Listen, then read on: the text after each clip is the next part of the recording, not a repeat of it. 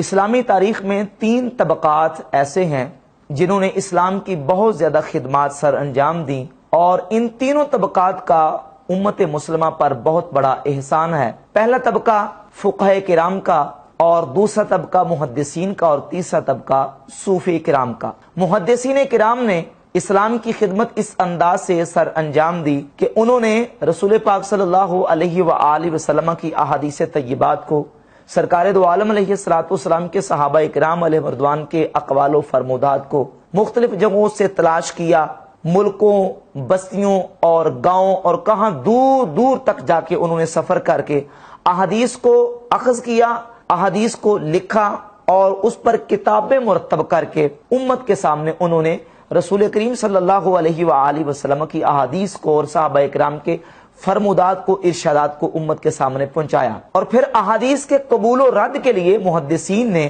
ضوابط تحریر کیے، اصول و قوانین تحریر کیے، حدیث صحیح کون سی ہوتی ہے، حدیث ضعیف کون سی ہوتی ہے، حدیث حسن، حدیث موضوع، دیگر احادیث کی اقسام، اس کی اصطلاحات کو مکمل طور پر محدثین کرام نے جمع کر کے امت تک پہنچایا۔ یقیناً محدثین کرام کا یہ امت مسلمہ پر بہت بڑا احسان ہے۔ اسی طرح دوسرا طبقہ ہے فقہاء کرام کا۔ فقہاء کرام نے قرآن و سنت کے دلائل کو سامنے رکھ کر مسائل کا استنباط و استخراج کیا، اور وہ مسائل جن کا تعلق اجتہاد کے ساتھ تھا، مجتہد فی مسائل تھے، مختلف فی مسائل تھے، فقہاء کرام نے ان غیر منصوص اور مجتہد فی مسائل میں اپنے اجتہاد کے ذریعے ان فقہی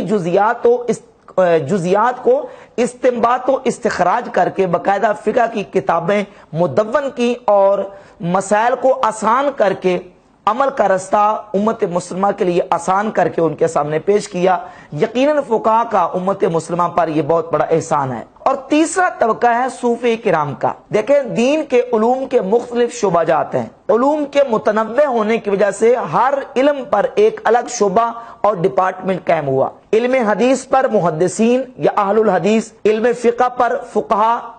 یا اہل فقہ، اور علم تصوف جو اصل میں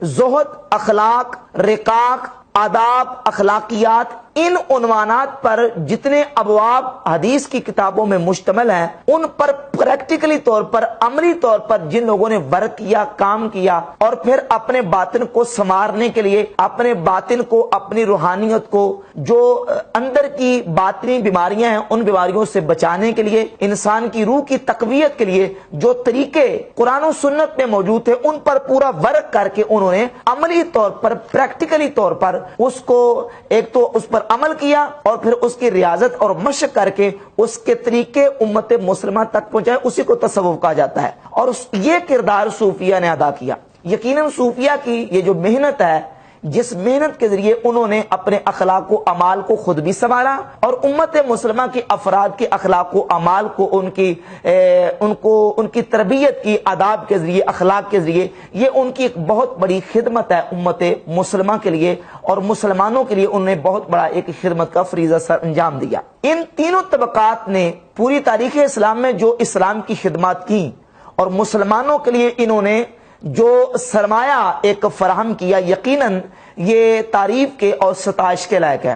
لیکن ان تینوں طبقات کے خلاف مختلف طرح کے طبقات برسر پیکار ہو گئے، پروپیگنڈا کرنا شروع کر دیا۔ خصوصاً محدثین کرام کے حوالے سے دیکھیں، منکرین حدیث نے محدثین کرام پر اتنے ایسے بہتانات لگائے کہ آپ ماضی قریب کے منکرین حدیث کی کتابیں اٹھا کے دیکھ لیں، اور زمانہ حال کے منکرین حدیث کی کتابیں اٹھا کے دیکھ لیں، ان کتابوں میں منکرین احادیث نے محدثین کرام پر گستاخی رسول کے، اہانت رسول کے، اور توہین رسول تک کے جو فتوے ہیں وہ داغنے کی کوشش کی، اور ان کی اس خدمات کو پس پش ڈالنے کی ناپاک جسارت کی ہے منکرین حدیث نے۔ ان میں سے بہت ساری کتابیں ہیں، جن میں سے آپ ماضی قریب میں ایک چھوٹی سی کتاب لکھی گئی تھی امام بخاری رحمۃ اللہ کے رد میں، قرآن مقدس اور بخاری محدث۔ سعید ملتانی چتروڑوی ایک ملتان کے دیوبندی عالم تھے، بیسک وہ دیوبندی تھے، انہوں نے انکار حدیث ہی کا ایک پہلو اختیار کرتے ہوئے امام بخاری رحمۃ اللہ علیہ کو اپنی کتاب قرآن مقدس اور بخاری محدث میں جگہ جگہ صفحے صفحے پر امام بخاری رحمۃ اللہ علیہ کو گستاخ رسول اور اہانت رسول کا مرتکب قرار دیا، نعوذ باللہ تعالی۔ اور اسی طرح یہ دیکھیں ڈاکٹر شبیر احمد ہے، ایک منکر حدیث، اس کی کتاب ہے اسلام کے مجرم۔ اس نے اسلام کے مجرم ثابت کرنے کے لیے سب سے پہلے جن ہستیوں کا حوالہ دیا ہے وہ محدثین کرام، امام بخاری، امام مسلم رحمۃ اللہ علیہ، امام ابو داؤد رحمۃ اللہ علیہ، امام احمد بن حنبل رحمہ اللہ، یہ تمام محدثین کی کتابوں کے حوالے دے کے ان کو نعوذ باللہ گستاخ رسول اور اہانت رسول کا مرتکب قرار دینے کی اس نے ناپاک جسارت کی ہے۔ وہ اتنی خدمات کر کے گئے اور ان منکرین حدیث نے ان پر شرک اور نعوذ باللہ کفر کے اور اہانت رسول کے فتوے داغے، اور ان کی ان خدمات جلیلہ کو اور ان کی ان خدمات کو نعوذ باللہ جو ہے وہ اس کا انکار کر کے اس کو پس پش ڈالنے کی کوشش کی۔ ایسے ہی ایک طبقہ وہ ہے جنہوں نے فقہائے کرام علیہ مردوان کے خلاف ایک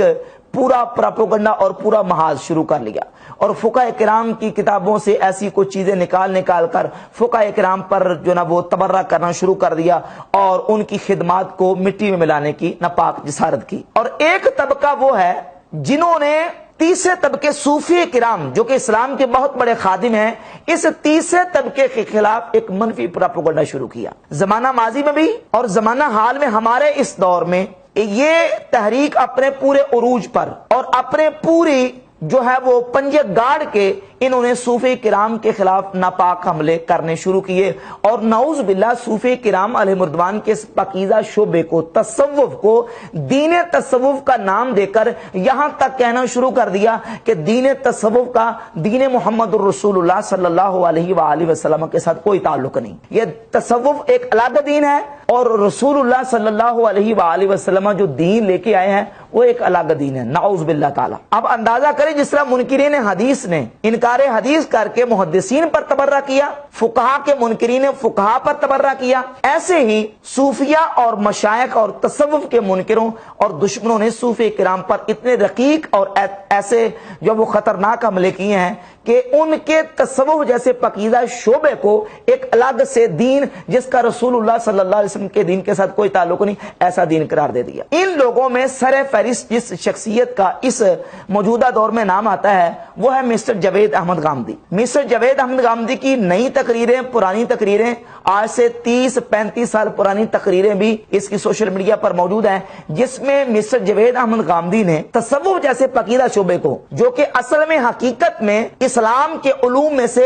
ایک علم ہے، جس طرح اسلامی علوم میں سے علم حدیث ایک علم ہے، علم تفسیر ایک علم ہے، اور ایسے ہی علم فقہ ایک علم ہے، ایسے ہی تصوف یا زہد یہ علوم اسلامیہ میں سے ایک علم ہے، ایک شعبہ ہے۔ اس پاکیزہ شعبے کو جس کو حدیث کی کتابوں میں کتاب الزہد کے نام سے، کتاب الاخلاق اور کتاب الآداب اور کتاب الرقائق کے نام سے رسول پاک علیہ الصلوۃ والسلام کی صحیح احادیث اور صحابہ کرام کے اقوال اور ان کے اعمال کے ذریعے بیان کیا گیا ہے، اس پاکیزہ شعبے کو جس کو صوفیہ نے باقاعدہ مدون کر کے امت تک پہنچایا ہے، اس کو دین تصوف کا نام دے کے دین رسول اللہ صلی اللہ علیہ وسلم کے متوازی ایک الگ دین قرار دینے کی ایک جسارت کی ہے۔ مسٹر جاوید احمد غامدی نے یہ اپنا جو نظریہ پیش کیا ہے، اور مسٹر جاوید احمد غامدی کی اتباع میں ہی انجینئر محمد علی مرزا نے وہی باتیں صوفیہ کے خلاف کی ہیں جو آج سے 30-35 سال پہلے مسٹر جاوید احمد غامدی اپنے مختلف لیکچرز ریکارڈ کروا چکے ہیں، وہی باتیں۔ یا جس طرح منکرین حدیث نے اپنی کتابوں میں جو روایات، اب دیکھیں منکرین حدیث کا طریقہ کر کیا ہے کہ وہ سب سے پہلے انکار حدیث کے حوالے سے اور اسلامی تاریخ میں جو کتابیں لکھی گئی ہیں ان کتابوں کے حوالے سے کہتے ہیں دیکھیں فلاں کتاب میں یہ خرابی ہے، فلاں کتاب میں یہ خرابی ہے، فلاں کتاب میں یہ خرابی ہے، حتیٰ کہ وہ بخاری، مسلم، ترمذی، ابو داؤد، ابن ماجہ، نسائی کی کتابیں لے کر ان کتابوں سے ایسی روایات ذکر کر کے کہتے ہیں دیکھیں یہ اللہ کے رسول علیہ السلام کی گستاخی ہے، یہ تو اللہ کے رسول علیہ السلام کی توہین ہے، اور پھر بعد میں صوفیہ کی اور مشائخ کی اور امت کے اسلاف کی کتابوں سے حوالے پیش کرتے ہیں۔ اب دور نہ جائیں، یہ ڈاکٹر شبیر احمد کی کتاب اسلام کے مجرم، چھوٹی سی کتاب ہے، میں پڑھنے کی دعوت نہیں دے رہا تاکہ لوگ گمراہی کی طرف نہ جائیں، صرف اس کتاب میں ایسے اس نے حوالے پیش کیے احادیث کی کتابوں سے اور پھر صوفیہ کی کتابوں سے جو آج مرزا इंजीनियर भी पेश कर रहे हैं और मिस्टर जवेद अहमद गांधी साहब भी पेश कर रहे हैं। क्योंकि इंजीनियर मोहम्मद अली मिर्जा ने भी सूफिया की मुखालफत और सूफिया की दुश्मनी जवेद अहमद गांधी से ली है, तो जो बातें सूफिया की दुश्मनी और मुखालफत में जवेद अहमद गांधी साहब कहते हैं वही बातें इंजीनियर मोहम्मद अली मिर्जा करता है। इंजीनियर मोहम्मद अली मिर्जा बेसिक इसने अपना जो सारा मौके पर वो 3 अपने बाबों से लिया है। सहाबा की दुश्मनी की बात आए, सहाबा की मुखालफत की बात आए, तो वो सारी बातें ये वो करता है जो मौलवी साहब जालवी फैसलाबादी करता था। और जब सूफिया की मुखालफत की बात आती है तो वही तरीकाकार और वही इसकी स्टेटमेंट है जो मिस्टर जवेद अहमद गांधी साहब की स्टेटमेंट है सूफिया के बारे में। और सूफिया को खत्म नबुव्वत का नौज़ुबिल्लाह मुनकिर करार दिया जवेद अहमद गांधी ने, और ये भी ऐसे ही करता है वही जवेद अहमद गांधी के तरीके पर। और जब हनफियों की मुखालफत और दुश्मनी की बात आती है तो इंजीनियर मोहम्मद अली मिर्जा हनफियों की और इमाम अबू हनीफा रहमतुल्लाह की मुखालफत में ये फॉलो करते हैं अपने बाबे जुबैर अली वहाबी मौलवी को। तो ये 3 बाबे हैं जिन 3 बाबों से इसने चीजें जो है ना वो लेके तो अपना एक मजहब और अपना नजरिया जो है ना वो उसको परवान चढ़ाने के लिए उनसे इस्तियानत और इमदाद ली है और फिर आगे ये चल रहा है। तो इस सिलसिले में ये बात याद रखें कि जिस तरह मुनकिरीन हदीस का मुहद्दिसीन की कुतुब अहदीस पर जो इतराज और उनके की खिदमत आलिया को मिट्टी में मिलाने का नापाक जो उनका एक कार्रवाई है वो बातिल और मरदूद है, इसी तरह फुकहा के मुखालिफिन और सूफिया के मुखालिफिन के जितने इतराज फुकहा और सूफिया पर हैं उनकी भी कोई हैसियत नहीं है। और ये बात याद रखें कि हदीस की किताबें हों या फिक़ह की किताबें हों या तसव्वुफ की किताबें हों, कुरान मजीद के अलावा जब हम दीगर किताबों की बात करते हैं तो हमारे यहाँ किताब के अंदर आने वाली हर बात काबिल कबूल नहीं है। ये नहीं कि जिस किताब में जो बात भी है वो काबिल कबूल है, बल्कि एक क्राइटेरिया है, एक मेयार है। अगर वो बात उस दीनी मेयार पर पूरी उतरे, यानी वो किताबुल्लाह के मुताबिक हो, अहादीस मुतवातिरा के मुताबिक हो और उसूल दीन के मुताबिक हो, तो वो बात काबिल कबूल है। अगर वो बात किताबुल्लाह के खिलाफ आ रही है, वो अहादीस मुतवातिरा के खिलाफ आ रही है और दीन के उसूलों के खिलाफ आ रही है, तो वो बात अगर हदीस की किताब में भी हो तो तब भी काबिल कबूल नहीं है, वो मरदूद है, उसको रद्द कर दिया जाएगा। यही क्राइटेरिया हदीस की किताबों के बारे में है और यही क्राइटेरिया कुतुब फिक़ह के बारे में है और यही हमारा एक मयार जो है वो सूफिया की किताबों के बारे में है। अब देखो, क्या हदीस की किताबों में मौजू मनगढ़ और जाली अहादीस मौजूद नहीं? यकीनन है। अब जाली हदीस क्या होती है कि जिसमें रसूलुल्लाह सल्लल्लाहु अलैहि वसल्लम की तरफ झूठ की निस्बत की गई हो, यानी अल्लाह के नबी अलैहिस्सलातु वस्सलाम ने बात नहीं की, झूठा नबी करीम अलैहिस्सलातु वस्सलाम की तरफ उस बात को मंसूब कर दिया गया, उस हदीस को कहते हैं ये जाली है, ये मौजू है, ये मनगढ़ है। तो क्या जाली और मौजू मनगढ़ अहादीस हदीस की किताबों में मौजूद नहीं है? यकीनन है। बल्कि इंजीनियर मोहम्मद अली मिर्जा और दीगर इसके जो फॉलोअर्स हैं उनके नजदीक तो जाली हदीस सही बुखारी में मौजूद है। हदीस नंबर 6982 जो है, जिसमें इमाम ज़ुहरी के हवाले से उनका जो ना वो है कि रसूलुल्लाह सल्लल्लाहु अलैहि वसल्लम ने बार बार खुदकुशी करने का इरादा किया। इंजीनियर मोहम्मद अली मिर्जा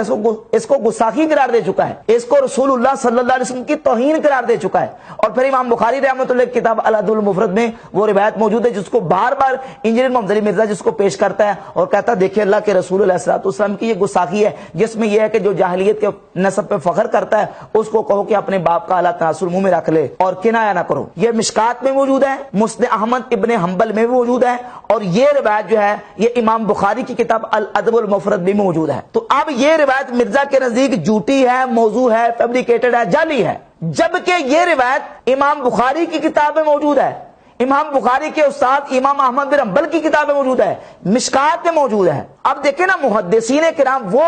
तबका है जिन्होंने अहादीस को लेते वक्त और जमा करते वक्त बहुत ज्यादा एहतमाम किया। इस एहतमाम के बावजूद भी मुहद्दिसीन की हदीस की आला दर्जे की किताबों में जाली, मौजू और मनगढ़ रिवायत आ गई, वो रिवायत जिनमें रसूलुल्लाह सल्लल्लाहु अलैहि वसल्लम की तरफ झूठी बातें मंसूब की गई हैं, अल्लाह के नबी अलैहिस्सलातु वस्सलाम की तरफ एक गलत बात का इंतसाब किया गया, वो हदीस की किताबों में आ गई हैं, जबकि मुहद्दिसीन ने बहुत ज्यादा एहतमाम किया है। तो जो सूफिया हैं भाई, सूफिया की किताबों में तो मुहद्दिसीन की तरह उस कदर एहतमाम भी नहीं किया गया जिस तरह मुहद्दिसीन ने एहतमाम किया, उस तरह सूफिया की किताबों में एहतमाम मौजूद है نہیں ہے۔ جب اہتمام والی کتابوں میں ایسی کوئی بات آ جائے ہم اس کو قبول نہیں کرتے، تو صوفیہ کی کتابوں میں ایسی کوئی بات آ جائے گی جس کی کوئی صحیح تعویل بھی نہ ہو سکتی ہو اور وہ کتاب اللہ اور حدیث متواترہ اور اصول دین کے خلاف ہو، تو ہم اس کو ہرگز کسی صورت میں قابل قبول نہیں گردانتے، اس کو قبول کیا نہیں جا سکتا۔ بلکہ امام نووی رحمۃ اللہ شارح مسلم نے صحیح مسلم کی ایک حدیث کے تحت لکھا ہے، وہ فرماتے ہیں اذن سدت ترک تعویلها نسبنا الکذب الی رواتها، کہتے ہیں جب ایک روایت آئے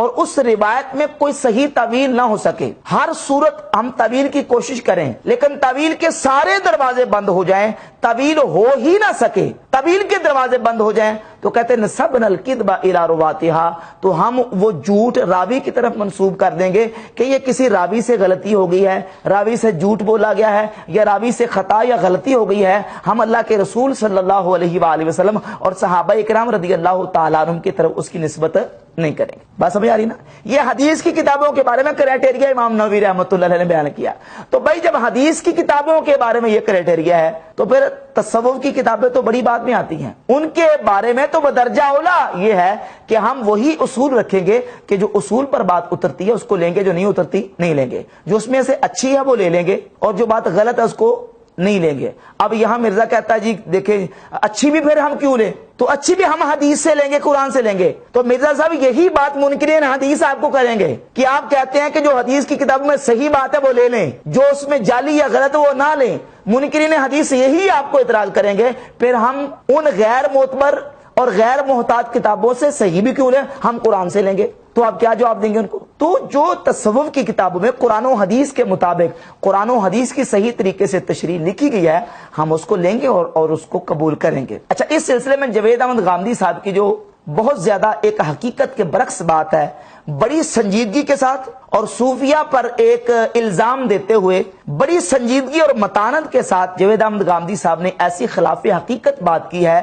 کہ اگر آپ تھوڑا سا بھی کتابوں کے ساتھ تعلق رکھتے ہیں تو آپ جاوید احمد غامدی صاحب کی اس بات کو سن کے حیران ہو جائیں گے کہ اپنے آپ کو کتنا یہ علمی اور اپنے آپ کو کتنا یہ سنجیدہ لوگ اپنے آپ کو باور کرواتے ہیں اور لے کر کتنی یہ خلاف حقیقت بات کرتے ہیں۔ اور وہ بات یہ کی ہے جاوید احمد غامدی صاحب نے، کہتے ہیں یہ جو صوفیہ کے مذاہب ہیں یہ اصل میں ہندوستان سے پروان چڑھے ہیں، صوفیہ کے مذاہب ہندوستان سے پروان چڑھے ہیں۔ اب یہ کتنی مضحکہ خیز بات ہے اور کتنی تاریخ کی کتابوں سے لا علمی اور بے شعوری کی بات ہے کہ ہم اگر ان کتابوں کو دیکھیں جو اصل ماخذ ہے تصوف کا، تو یقین جانے وہ ساری کتابیں تقریباً عربی زبان میں ہیں۔ آپ تاریخ اٹھا کے دیکھ لیں صوفیہ کی کتابوں کی، یہ کتاب ہے امام حارث المحاسبی رحمۃ اللہ علیہ کی رسالۃ المسترشدین، یہ امام حارث محاسبی المتوفہ 243 ہجری، امام بخاری مسلم رحمہ اللہ کے کتنے سال پہلے یہ وفات پا چکے تھے۔ یہ تصوف کی کتاب ہے امام حارث محاسبی رحمۃ اللہ کی جو انہوں نے تصوف پر لکھی ہے۔ اسی طرح آپ اور دیگر کتابیں اٹھا کے دیکھ لیں، یہ کتاب ہے امام ابو بکر القلابازی کی التعارف لمذہب اہل تصوف، یہ امام قلابازی رحمۃ اللہ کی کتاب ہے المتوفہ 380 ہجری، یہ انہوں نے تصوف کے موضوع پر کتاب لکھی۔ اور یہ کتاب ہے حلیۃ الاولیاء، امام ابو نعیم اصفہانی رحمۃ اللہ المتوفہ 430 ہجری، انہوں نے صوفیہ کے اور اولیاء اللہ کے احوال زندگی اپنی اس بڑی ضخیم کتاب میں بیان کی، اولیاء اللہ کے حالات پر۔ اور تصوف کی یہ کتاب ہے حلیۃ الاولیاء، یہ عربی زبان میں ہے۔ اس کے علاوہ امام ابو طالب مکی رحمۃ اللہ المتوفہ 386 ہجری، ان کی ایک معروف زمانہ کتاب ہے قوت القلوب، وہ بھی عربی زبان میں ہے۔ رسالہ قشاریہ عربی زبان میں ہے۔ دیگر صوفیہ کی جو کتابیں ہیں وہ عربی زبان میں، یہ دیکھیں یہ امام ابن الجوزی رحمۃ اللہ کی کتاب ہے صفات الصفا، یہ عربی زبان میں ہے۔ یہ حضور غوث پاک سرکار رضی اللہ عنہ کی کتاب ہے غنیۃ طالبین، یہ عربی زبان میں ہے۔ امام غزالی رحمۃ اللہ کی کتابیں اٹھا کے دیکھ لیں، احیاء العلوم، دیگر صوفیہ کتابیں وہ ساری عربی زبان میں لکھی گئی ہیں۔ تو تصوف کا اصل ماخذ جو ہے وہ عربی سے ہے اور عربی کتابوں سے سارا لٹریچر جو ہے وہ آگے منتقل ہوا۔ اب یہ جو ہے غامدی صاحب کا یہ کہنا کہ تصوف جو ہے وہ ہندوستان میں پروان چڑھا ہے، اس کے جو مذاہب ہیں، یہ بالکل بات حقیقت کے مطابق نہیں ہے۔ اور پھر غامدی صاحب نے یہاں تک بھی جو بات کی ہے کہ یہ جو تصوف ہے، صوفیہ ہیں، یہ اصل پھر ایک مذہب کو یونان سے جوڑنے کی کوشش کی ہے، یہ یونانیوں سے ہے، یہ فلاں سے ہے، یہ فلاں سے ہے۔ حالانکہ آپ کسی بھی صوفی کی کتاب اٹھا کے دیکھ لیں، جو ہمارے ہاں مسترد صوفیہ گردانے جاتے ہیں، تو ان کا تمسک کتاب اللہ، سنت رسول اور اجماع امت سے ہے۔ کوئی کتاب دنیا کی اٹھا کر دیکھ لیں صوفیہ کی، صوفیہ کا پہلا تمسک جو ہے وہ اللہ کی کتاب قرآن مجید فرقان حمید سے ہے۔ یہ کشف المحجوب بھی اٹھا کے دیکھ لیں، سیدنا علی بن عثمان الحجویری رحمۃ اللہ تعالی علیہ اپنی اسی کتاب کشف المحجوب کے صفحہ 19 پر لکھتے ہیں کہ رکن شریعت، پہلا شریعت کا رکن کتاب اللہ قرآن مجید فرقان حمید ہے، دوسرا شریعت کا رکن پیغمبر صلی اللہ علیہ وآلہ وسلم کی سنت ہے، اور شریعت کا تیسرا رکن امت کا اجماع ہے۔ اور سیدنا داتا صاحب رحمۃ اللہ علیہ نے اپنی اس کتاب کا پہلا جو چیپٹر اور باب ہے وہ رکھا ہے اثبات العلم، علم کا ثابت کرنا۔ پھر علم کی فضیلت بیان کی، علم نافع کون سا ہوتا ہے، علم دار کون سا ہوتا ہے، اور علم جو ہے وہ کون سا علم حاصل کرنا فرض ہے اور کس علم سے بچنا ضروری ہے، وہ ساری تقسیمات آپ نے کی ہیں۔ حضور سیدنا غوث پاک سرکار رضی اللہ تعالی کی کتاب طالبین، اس کا پہلا صفحہ کھول کے دیکھ لیں۔ پہلے صفحے پر انہوں نے دین اسلام کی تعریف کی ہے اور رغبت دی ہے دین اسلام کی، اور کہا ہے کہ اللہ کی بارگاہ میں سب سے پسندیدہ دین دین اسلام ہے۔ اور غامدی صاحب کیا کہہ رہے ہیں کہ دین صوفیہ یہ دین محمد رسول اللہ صلی اللہ علیہ وآلہ وسلم سے الگ ہے، اس کا رسول اللہ کے دین کے ساتھ کوئی تعلق نہیں۔ تو بھائی اگر یہی بات غامدی صاحب صوفیہ کے بارے میں کہنے کا حق رکھتے ہیں تو پھر ہم بھی حق رکھتے ہیں کہ غامدی صاحب کا دین یعنی دین غامدی کو محمد الرسول اللہ صلی اللہ علیہ وآلہ وسلم کے دین کے ساتھ کوئی تعلق نہیں ہے، کیونکہ جو تشریحات و تعبیرات قرآن اور حدیث کی اور دینی اسلامی عقائد کی غامدی صاحب 1400 سال میں بعد کر رہے ہیں، یہ پوری اسلام کی تاریخ میں آپ کو یہ تشریحات عقیدہ حق والے لوگوں کی نہیں ملے۔ کبھی بھی حق والے عقیدہ والے لوگوں نے ایسی تشریحات کتاب و سنت کی اور عقائد اسلامیہ کی نہیں کی جو آج 1400 سال گزرنے کے بعد غامدی صاحب کر رہے ہیں۔ تو ہم بھی حق رکھتے ہیں کہ ہم کہیں کہ دین غامدی کو دین محمد الرسول اللہ صلی اللہ علیہ وآلہ وسلم کے ساتھ کوئی تعلق نہیں ہے۔ تو صوفیہ کا تمسک کتاب اللہ سے ہے، سنت رسول سے ہے اور اجماع امت سے ہے۔ میں نے پہلے بھی عرض کر دیا کہ جو بات قرآن کے خلاف ہو، احادیث متواترہ کے خلاف ہو، اصول دین کے خلاف ہو، وہ بات اگر حدیث کی کتاب میں بھی آ جائے ہم اس کو بھی ماننے کے لیے تیار نہیں ہیں۔ فقہ کی کتاب میں آ جائے ہم اس کو ریجیکٹ کر دیں گے، ہم اس کو ماننے کے لیے تیار نہیں ہیں۔ تو جب صوفیہ کی کتابوں میں آئے گی تو اس کو کیسے مان لیں گے؟ ہمارا وہی کرائٹیریا ہے۔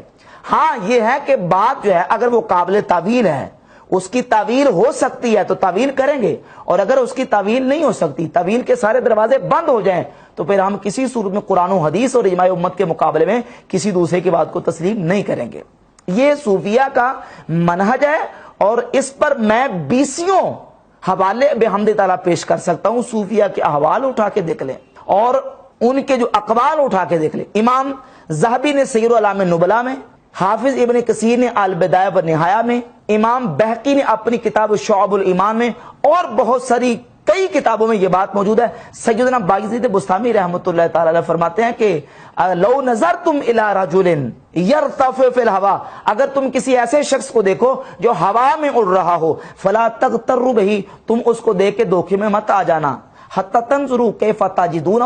عند الامر والنہی وحفظ الشریعہ، تم نے اس وقت تک اس کی بات نہیں ماننی جب تک تم اسے دیکھ نہ لو کہ وہ اللہ کے اوامر یعنی اللہ کے احکامات کی پیروی کتنی کرتا ہے، اور جن کاموں سے اللہ نے روک دیا ہے ان سے رک کے کتنا رہتا ہے، اور شریعت مطہرہ کی حفاظت کتنی کرتا ہے۔ جب تک یہ نہ دیکھ لو اس کی بات تسلیم نہیں کرنی اور اس کے پیچھے نہیں چلنا۔ اور اولیاء کرام کے کتنے اقوال اور فرمودات ایسے ہیں جو بالکل یہ بات ان کی جو نا وہ واضح کرتے ہیں۔ سیدنا جنید بغدادی رحمۃ اللہ کتنے بڑے صوفی اور کتنے بڑے اللہ کے ولی ہیں، وہ فرماتے ہیں طرق کلھا مسدودۃ علی الخلق الا علی من اقتفى آثار رسول صلی اللہ علیہ وسلم، کہتے ہیں کہ مخلوق پر سارے رستے اور دروازے بند ہیں مگر یہ کہ وہ رسول اللہ صلی اللہ علیہ وآلہ وسلم کے آثار کی پیروی کرے۔ جب وہ اللہ کے رسول علیہ الصلوۃ والسلام کے آثار کی پیروی نہیں کرتا تو فرماتے ہیں کہ اس پر کبھی بھی رستہ اللہ رب العزت جل شان کی معرفت کا نہیں کھل سکتا۔ اس طرح کے کتنے اقوال اور فرمودات ہیں جو صوفیہ کے اور اولیاء اللہ کے ملتے ہیں، اور ان کا تمسک کتاب اللہ، سنت رسول اور اجماع امت سے ہے۔ اب دیکھیں کہ ایک طرف ہے غامدی صاحب کا نتیجہ اور ایک طرف ہے امام غزالی اور امام ابن الجوزی، جو ہزاروں کتابوں کے مصنف بھی ہیں اور مختلف دینی علوم میں مہارت تامہ رکھنے والے علم کے شاہ سوار ہیں، امام ابن الجوزی بھی اور امام غزالی رحمۃ اللہ علیہ بھی۔ اب امام ابن الجوزی ہی کو دیکھ لیں، انہوں نے ایک عرصہ تک صوفیہ کی مخالفت کی ہے، اس میں کوئی شک نہیں ہے، لیکن جب اینڈ رزلٹ اور نتیجہ انہوں نے نکالا، وہ نتیجہ میں آپ کے سامنے پیش کرتا ہوں۔ اور اسی طرح امام غزالی رحمۃ اللہ کی پوری زندگی کا جو تجربہ ہے وہ آپ کے سامنے ان کی کتاب سے پیش کرتا ہوں۔ اب غامدی صاحب کیا کہتے ہیں؟ غامدی صاحب کہتے ہیں میں نے صوفیہ کی کتابیں پڑھی ہیں، فلاں کی کتابیں پڑھی ہیں، اینڈ رزلٹ یہ ہے کہ جو مرزا غلام احمد قادیانی نے کاروائی کی ہے، اس سے پہلے صوفیہ یہ کاروائی کر چکے ہیں۔ حالانکہ صوفیہ کی عبارتوں میں خیانت کر کے اور اس میں اپنی طرف سے غلط تعبیرات و تشریحات کر کے غامدی صاحب نے صوفیہ کو نعوذ باللہ ختم نبوت کا منکر قرار دینے کی جسارت کی ہے۔ حالانکہ وہی صوفیہ اپنی کتابوں میں نبی پاک صلی اللہ علیہ وآلہ وسلم کے آخری نبی ہونے کے منکرین کو کافر تک قرار دے چکے ہیں، اور ان صوفیہ کی کتابوں سے غلط تعبیرات و تشریحات کر کے غامدی صاحب نے بڑے سنجیدہ اور متین لہجے میں ان کو ختم نبوت کا منکر قرار دینے کی کوشش کی ہے۔ اچھا، یہ بات یہاں یہ بھی یاد رہے کہ صوفیہ کو اور تصوف کو ماننے والے صرف اہل سنت بریلوی نہیں ہیں، صوفیہ کو اور تصوف کو دیوبندی بھی مانتے ہیں، اہل سنت و جماعت بریلوی بھی مانتے ہیں، اور اہل حدیث غیر مقلدین وہابیوں کا بھی ایک بہت بڑا طبقہ ہے جو تصوف کو مانتا ہے، صوفیہ کا دفاع کرتے ہیں۔ ایون یہ کہ ابن تیمیہ جیسے جو لوگ ہیں وہ بھی صوفیہ کا دفاع کرتے ہیں۔ تو اہل سنت بھی ہو گئے، دیوبندی بھی، اور اہل حدیث کا بھی ایک طبقہ، اور ابن تیمیہ وغیرہ، یہ سارے ختم نبوت کے منکر تھے۔ یہ جو بات ہے نا ختم نبوت کے انکار والی غامدی صاحب کی، یہ غامدی صاحب کی بات انجینئر محمد علی مرزا نے پک کی ہے، اور اسی کو بار بار ڈڈورا پیٹ کے وہ کہتا ہے جی میں تو سب کو برابر کا مجرم قرار دیتا ہوں، جو کشف کو مانتا ہے، جو الہام کو مانتا ہے تو وہ بھی ختم نبوت کا منکر۔ حالانکہ کشف الہام کو محدثین مانتے ہیں، آئمہ مانتے ہیں، فقہا مانتے ہیں، صوفیہ مانتے ہیں، دیوبندی مانتے ہیں، اہل سنت مانتے ہیں، وہابی تک مانتے ہیں کشف الہام کو، اور یہ ساری امت کو جب وہ ختم نبوت کا منکر اور ڈاکو قرار دے رہے ہیں، صرف قادیانیوں کا مقدمہ جو ہے نا وہ مسلمانوں کا ان کے خلاف جو مقدمہ ہے اس کو کمزور کرنے کے لیے۔ چونکہ جوید احمد غامدی صاحب قادیانیوں کو مسلمان سمجھتے ہیں، یہ اپنے کئی بیانات میں جوید غامدی صاحب کہہ چکے ہیں کہ میں تو ان کے اسلام کا انکار نہیں کرتا، مجھے کوئی حق نہیں کہ میں ان کے اسلام کا انکار کروں۔ اب چونکہ انہوں نے قادیانیوں کو کسی نہ کسی طریقے سے مسلمان قرار دینا ہے، تو اب جب یہ دعویٰ کریں گے تو سارے مسلمان خلاف ہو جائیں گے۔ تو اب اس کا ایک انہوں نے الٹا ایک طریقہ ایجاد کیا، وہ یہ کہا کہ یہ جو صوفیہ جن کو تم مانتے ہو نا، یہ بھی ختم نبوت کے منکر ہیں، یہ برابر کے ختم نبوت کے انکار میں مرزا قادیانی کے ساتھ شریک ہے، تاکہ وہ جو مسلمانوں کا غم و غصہ قادیانیوں کے خلاف ہے وہ ذرا ٹھنڈا پڑ جائے، اور مسلمان بیچارے عام جو ہے وہ تشویش کا شکار ہو جائے۔ تو یہ ایک سمجھیں کہ ایک چال ہے غامدی صاحب کی بھی اور انجینئر محمد علی مرزا کی بھی، جو چال چل کے وہ عوام الناس کو گمراہ کرنے کی کوشش کرتے ہیں۔ تو اب میں عرض کر رہا تھا کہ ایک نتیجہ وہ ہے جو جوید احمد غامدی صاحب نے صوفیہ کی کتابوں سے نکالا ہے، اور ایک نتیجہ وہ ہے جو امام ابن الجوزی رحمۃ اللہ علیہ نے نکالا ہے اور امام غزالی رحمۃ اللہ علیہ نے نکالا ہے۔ پہلے میں امام غزالی رحمۃ اللہ علیہ کی کتاب یہ ہے المنقذ من الضلال والموصل الى ذی العزت والجلال، اس کتاب کے صفحہ نمبر 36 پر امام غزالی رحمۃ اللہ علیہ اپنی زندگی کے تجربات کو بیان کرتے ہوئے لکھتے ہیں کہ کان العلم ایسر علی من العمل، فرماتے ہیں کہ علم حاصل کرنا عمل کرنے سے مجھ پر پہلے آسان تھا، یعنی کتابیں پڑھ لینا، علم حاصل کر لینا مجھ پر آسان تھا، عمل کرنا میرے لیے مشکل تھا۔ فابتدأت بتحصیل علمہم من مطالعات کتبہم، کہتے ہیں پھر میں نے کیا کیا کہ میں نے صوفیہ کی کتابوں کے مطالعے سے دوبارہ اپنا علم شروع کیا۔ ان میں سے کتابیں قوت القلوب لابی طالب المکی رحمہ اللہ تعالی، فرماتے ہیں میں نے سب سے پہلے امام ابو طالب مکی المتوفی 386 ہجری، ان کی کتاب بہت عمدہ کتاب تصوف پر قوت القلوب میں نے اس کا مطالعہ کیا۔ وکتب الحارث المحاسبی، اور پھر میں نے امام حارث محاسبی کی کتاب کا مطالعہ کیا، یہ ان کی کتاب ہے رسالۃ المسترشدین، امام حارث محاسبی المتوفی 243 ہجری۔ والمتفرقات المعصورۃ عن الجنید والشبلی وابی یزید البستامی قدس اللہ ارواحہم. فرماتے پھر میں جہاں جہاں جنید بغدادی، ابو بکر شبلی اور سیدنا بایزید بستامی رحمۃ اللہ تعالی علیہم، ان کے اقوال اور ان کی تعلیمات جہاں جہاں کتابوں میں بکھری پڑی تھی، میں نے ان کا مطالعہ کیا. اور مطالعہ کرنے کے بعد فرماتے ہیں میں نے رزلٹ یہ نکالا، علمت یقیناً انہم ارباب الاحوال لا اصحاب الاقوال. میں نے رزلٹ اور نتیجہ یہ نکالا کہ یہ صوفیہ یہ صرف باتیں کرنے والے نہیں ہیں، یہ عمل کر کے دکھانے والے ہیں اور اپنے احوال کے ذریعے لوگوں کو ان کی اصلاح کرنے والے ہیں. پوری تفسیر بیان کی ہے امام غزالی رحمۃ اللہ علیہ نے کہ میں نے علم پڑھا اور علوم میں مہارت حاصل کی، پھر میں جو نا وہ سیاحت کے لیے نکل گیا، شام گیا، دمشق گیا، بڑے ملکوں کے نام گنوائے. اور صفحہ نمبر 39 پہ جا کے لکھتے ہیں دمت علی ذالک، کہتے ہیں اسی حالت میں نے 10 سال گزار دیے سیاحت میں، بڑے بڑے شہروں میں، بڑے بڑے ملکوں میں گیا، 10 سال میں نے گزار دیے. ون کشفت لی فی اثناء هذه الخلوات امور لا يمكن احصاؤها و استقصاؤها. فرماتے اس 10 سالوں میں ایسے ایسے امور مجھ پر منکشف ہوئے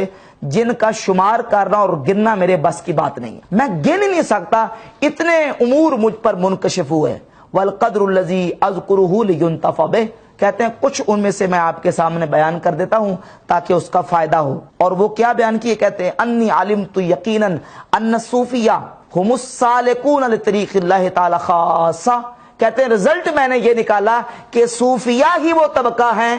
جو اللہ کے رستے پر چلنے والے ہیں، اللہ کے رستے پر صحیح معنوں میں چلنے والے صوفیہ ہیں. وان سیرتهم احسن السیر، اور ان کی سیرتیں ہی بہترین سیرتیں ہیں. وطریقہم اصوب الطرق، اور ان کے طریقے ہی درست طریقے ہیں. واخلاقہم ازکی الاخلاق، اور ان کے اخلاق ہی پاکیزہ اخلاق ہیں. بلکہ اگر لکھتے ہیں بل لو جمع عقل الحکماء وحکمت الحکماء وعلم الواقفین علی اسرار الشرع من العلماء. فرماتے ہیں اگر تمام عقل مندوں کی عقل جمع کر لی جائے اور داناؤں کی دانائی جمع کر لی جائے اور اسرار شرع کو جاننے والوں کا علم جمع کر لیا جائے، لِيُغَيِّرُوا شَيْئًا مِّن سِيَرِهِمْ وَأَخْلَاقِهِمْ، تاکہ ان صوفیہ کی سیرت اور اخلاق کا کوئی تبدیل نیم البدل لے آئے. فرماتے ہیں کہ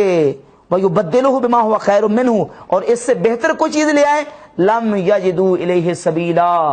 کوئی رستہ نہیں ملے گا. ان صوفیہ کی پاک سیرتیں، ان کی مبارک زندگیاں، فرمایا اس کا کوئی بدل، اس کا نیم البدل ہو ہی نہیں سکتا. اور امام غزالی فرماتے ہیں فَإِنَّ جَمِيعَ حَرَكَاتِهِمْ وسکناتہم فی ظاہرہم و باطنہم مقتبسۃ من نور مشکات النبوہ، کیونکہ صوفیہ کرام علیہم رضوان کی حرکات و سکنات، ان کا ظاہر ان کا باطن، وہ نور نبوت سے لیا گیا ہے. ولیس وراء نور نبوت علی وجہ الارض نور یستدع بہ، فرماتے کائنات میں نور نبوت سے بڑھ کر کوئی نور نہیں ہے جس سے روشنی اخذ کی جائے. صوفیہ نے نور نبوت سے روشنی اخذ کی. یہ امام غزالی رحمۃ اللہ کا نتیجہ ہے، اینڈ رزلٹ ہے، جو انہوں نے صوفیہ کی سیرت اور ان کے اخلاق اور ان کی زندگیوں کی اور ان کی سیرت کے مطالعے سے اخذ کی. اب امام غزالی رحمۃ اللہ تو سارا اینڈ رزلٹ صوفیہ کی سیرت پر ختم کر رہے ہیں. اور جوید احمد گامدی صاحب کیا کہتے ہیں کہ جتنا نقصان صوفیہ نے اسلام کو بچایا کسی نے بچایا نہیں. یہ جو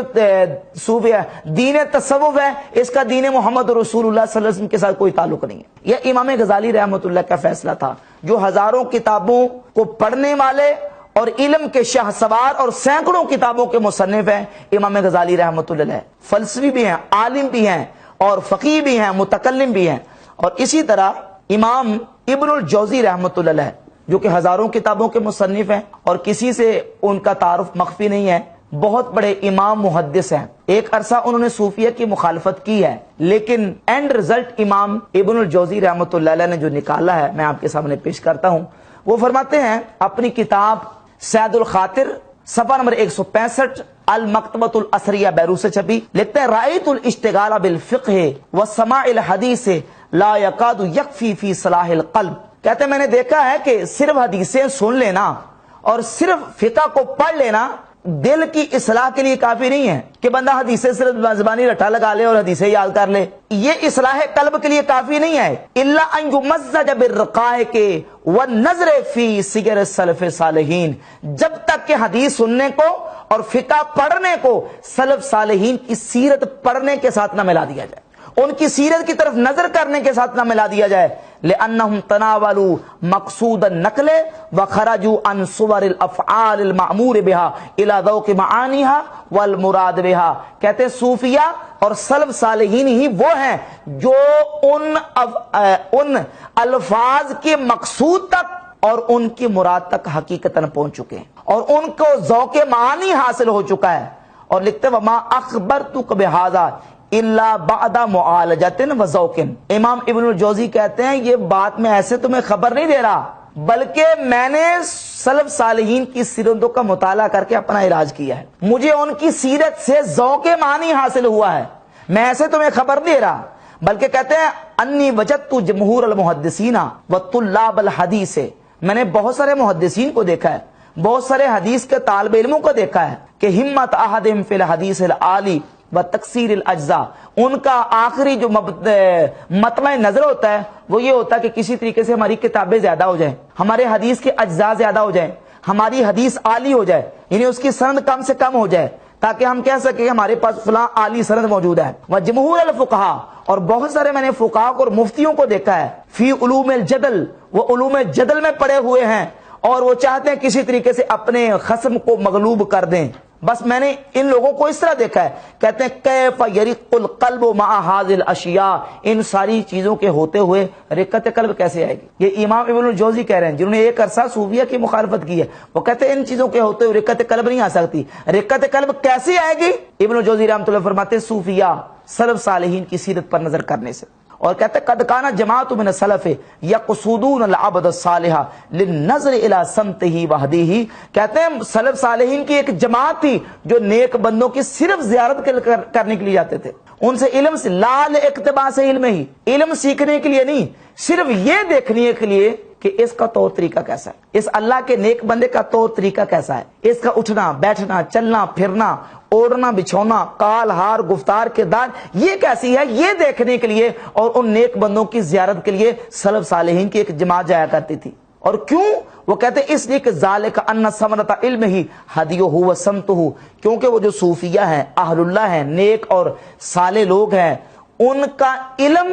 اس کا ثمرہ ان کا عمل ہوتا تھا, ان کا طور طریقہ ہوتا تھا, جو علم پڑھا ہوتا تھا اس کے مطابق عمل بھی کرتے تھے. ففہم ھذا,